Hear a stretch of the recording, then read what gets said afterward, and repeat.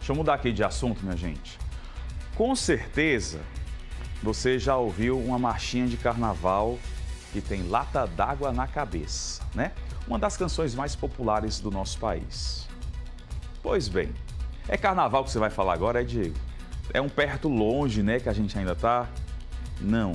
É desse jeito que moradores de Aracaju, Socorro, Laranjeiras, Malhador, Itaporanga e por aí vai, né? Eu não tenho um dedo para contar quantos municípios sergipanos enfrentam a falta d'água na torneira. Da população que paga e a água não chega. E quando chega, meu amigo, é de madrugada. E bem pouquinho, né? É aquele mijo de rato.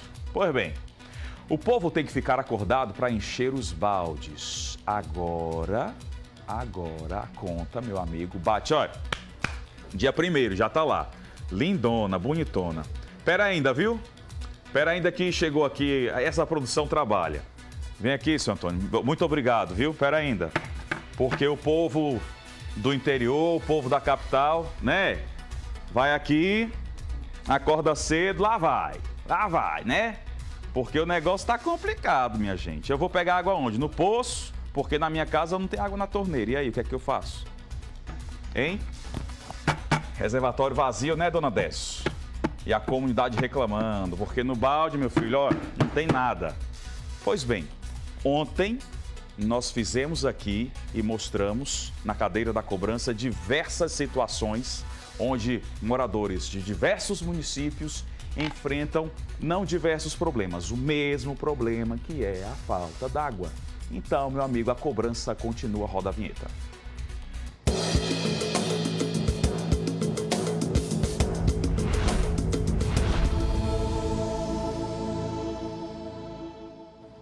Seis horas 17 minutos. Jéssica Cruz está ao vivo para mostrar a resposta, porque eu disse que a gente ia cobrar aqui ontem, né? A resposta hoje veio. A gente convidou ontem, mas disseram que só iam vir na terça. Então, Jéssica, estou aqui sentado com um balde vazio, querendo saber quando é que a população de Malhador, de Laranjeiras, de Aracaju, de vários outros municípios vão ter o serviço de abastecimento de volta, porque pagar a conta todo mundo está pagando, mas ter água na torneira tá difícil. Bom dia, minha filha. Bom dia, Diego. Bom dia a todos que estão aí acompanhando o Balanço Geral amanhã. Olha, realmente não é de agora que a gente recebe muitas mensagens, que a gente vai até esses locais. Tem Laranjeiras que a gente mostrou, né? A gente também foi na semana passada no Guajará e Nossa Senhora do Socorro. Mostramos também Malhador e Tobias Barreto, que a gente também sempre tem reclamações, né? Os telespectadores que mandam as mensagens, os vídeos através do nosso WhatsApp. Então, sobre esses assuntos, a gente vai conversar com o Carlos Anderson Pedreira, ele que é diretor de operações da DESO, e vai explicar para a gente por que está acontecendo esse desabastecimento de água nesses locais. Bom dia. Bom dia a todos de casa. A gente chega num período do ano onde o consumo aumenta, né? A contribuição pluviométrica diminui e aí vários mananciais já enfrentam problemas com relação aos seus níveis, aos seus volumes. E é como eu falei, o aumento desse consumo. Então a gente tem um sistema que funciona durante todo o ano de uma forma e quando chega no verão, pelo excesso de consumo, pelo desperdício e pela redução das vazões nesses mananciais, os problemas começam a ocorrer. Mas não teria um planejamento da DESO para que isso não acontecesse? Porque já é certo que esse consumo aumenta no verão, por exemplo. Então, esse planejamento já não deveria acontecer? Isso é feito. A gente, ao longo de todo o período chuvoso, a gente sai reforçando esses sistemas. Ocorre que realmente a cada ano esse consumo ele é maior. Aumento da própria população e o consumo em si, né? A gente tem, quando a gente fala de perda, ela não se refere somente àquilo que a DESO perde, mas o que as pessoas consomem e não é contabilizado também. Então, a soma disso tudo gera esse transtorno. Alguns locais a gente consegue resolver, a gente reforça o sistema, faz novos poços, novas captações, a gente muda as bombas, aumenta essa vazão de fornecimento. Mas outros, como é o caso que você citou há pouco, como Malhador, a gente não tem muita alternativa, porque, só dando como exemplo, Lá em Malhador são 2 riachos que convergem para um só, e esse riacho está tendo um conflito de utilização. Então, tem vários irrigantes, né, que se utilizam dessa água de uma forma irregular, porque eles não são outorgados, e aí o residual é que fica para a cidade. Então, inclusive, essa semana ainda, a gente vai ter uma reunião com o pessoal do Comitê de Bacias para tratar esse conflito. Então, é uma questão cultural, é uma questão de conflito, é uma questão de alto consumo, mas, enfim, o que a DESO faz? Tenta resolver, né? Ao longo de todo o período, como eu falei, que antecede o verão, a gente reforça esse sistema. Alguns a gente consegue resolver plenamente, outros a gente entra com uma intermitência ou então até um próprio rodízio, como é o caso lá de Tobias Barreto. Existe, então, uma fiscalização da DESO para que esses problemas não aconteçam, para que irregularidades, os chamados gatos também, sejam impedidos, porque isso acaba prejudicando a população? Durante todo o ano, durante sempre, né? A gente não para. A fiscalização é uma necessidade do próprio sistema. Situações onde a gente produz 2, 3, até 4 vezes mais a quantidade de água que deveria produzir para fornecer em virtude dessas perdas, né? Que não são perdas, como eu falei há pouco, não são perdas só de operação, perdas físicas que a gente chama, que são de vazamentos, são perdas aparentes, tecnicamente falando, são perdas que as pessoas se utilizam dessa água, essa água não está sendo perdida, ela não está sendo contabilizada. E nos locais onde a gente não consegue faturar ou não consegue cobrar essa água, o consumo é muito maior, porque as pessoas não têm o cuidado de utilizar da forma correta, porque não estão pagando. Então, usa da forma errada e a gente não consegue abastecer todos os pontos de uma cidade que tem esse tipo de problema. No caso especificamente de Malhador, como o senhor disse, é um problema cultural. Como mudar o pensamento das pessoas? A DESO também trabalha nessa reeducação?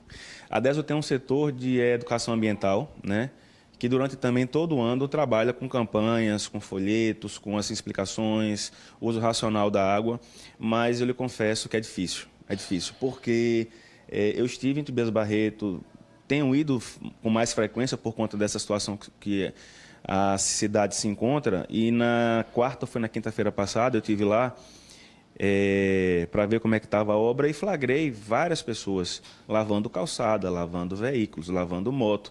Quer dizer, num período que passa Tobias Barreto, numa situação que está, a gente informando que poderia entrar em colapso, não vai entrar em colapso porque a DESO tomou precauções, como você falou há pouco, mas a DESO não faz nada, não faz. A DESO vem se planejando desde setembro do ano passado para que não deixasse a cidade de Tobias Barreto entrar em colapso total. Imagina uma cidade com 35 mil pessoas, zero água.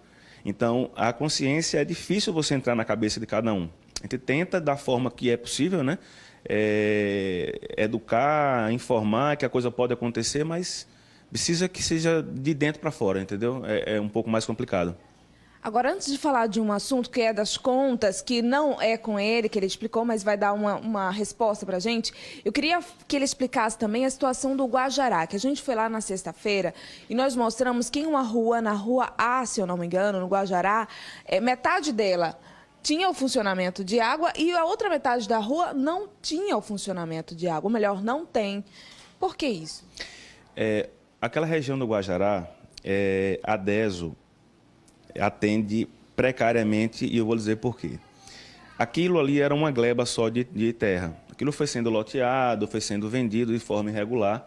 Por quê? Porque todo empreendedor ele tem a obrigação de, quando vender, quando anunciar a venda, deixar toda a infraestrutura pronta. Foi o que não ocorreu lá no Guajará. Então, as pessoas, hoje tem gente empreendendo lá, tem gente construindo casa e vendendo, sem ter a preocupação de saber se naquela região existe atendimento de água. Então, depois que a coisa está construída, depois que está pronta, é que eles vêm atrás da ADESO para pedir o que a gente chama de viabilidade técnica, que é uma coisa que precede a construção. É assim que deveria ser. Então, aonde a ADESO atende, que seria hoje em torno de 30% a 40% daquela região, o restante são pessoas que se utilizam da água de forma clandestina. E é como eu falei há pouco também. Quando você utiliza a água de forma clandestina, como você não paga essa água, o consumo é muito maior. Aquelas pessoas que hoje têm ligação regulares são prejudicadas pelo excesso do consumo das que não têm ligação regular. Então, um conflito muito grande ali. Já tem um projeto, inclusive, que a DESO comprou, pagou esse projeto, confeccionou esse projeto, mas precisa de um valor, de um recurso, de um investimento para que se resolva toda toda aquela área, tenha implantação do sistema em toda aquela área. Só assim a gente vai conseguir resolver de uma vez por todas aquela região. Diego, eu já cheguei aqui perguntando sobre essas contas que vêm chegando na casa das pessoas, 2 contas no mesmo mês, e aí esse assunto não seria de responsabilidade daqui do setor de operações, mas há uma resposta que o senhor pode dar para a gente por enquanto, né? Ontem eu assisti realmente à noite a entrevista do colega, que é o diretor comercial Wanderlei Correia, explicando que a situação foi um entendimento errado. Existe a opção realmente de você escolher as datas, mas o pessoal da parte comercial está avaliando aí o indicativo de que tinham chegado 2 contas no mesmo mês, e isso está sendo tratado realmente pela parte comercial. O que eu posso dizer é o seguinte: quem se sentir prejudicado, obviamente, precisa procurar os postos de atendimento e tirar essas dúvidas lá, inclusive com a mudança da data, se for o caso, se for mais interessante, mudar a data de vencimento dessas contas. Que não pode pagar 2 contas no mesmo mês, né? Teoricamente, né? Numa mudança, né? Numa mudança de ciclo, até uma vez só poderia, né? Porque para você mudar o ciclo, para você ajustar isso. Mas as pessoas que se sentirem realmente prejudicadas precisam procurar o posto de atendimento e ver qual é a melhor forma de você tratar. Existem várias opções. A DESO dá várias opções e sempre vem trabalhando na parte comercial. A gente entende que para melhorar a vida do consumidor, do usuário, com essa implantação dos cartões de crédito para facilitar as negociações de dívida, e não é agora que a DESO vai atrapalhar isso, não. Vai ser tratada da melhor forma possível. Muito obrigada pela participação. Diego? Ô, Jéssica, eu tenho uma dúvida aqui. Por exemplo, a comunidade reclama quando falta água, certo? E tem que reclamar. Agora, abre a torneira, o relógio está contando, está saindo vento. É o que se comenta, é o que a gente sempre falou aqui. Até entre a vizinhança a gente sempre diz isso. O reloginho está girando, mas água não está vindo. E aí? Vou fazer essa pergunta sim, Diego. Olha, nos locais que a gente vai, as pessoas reclamam que não tem água.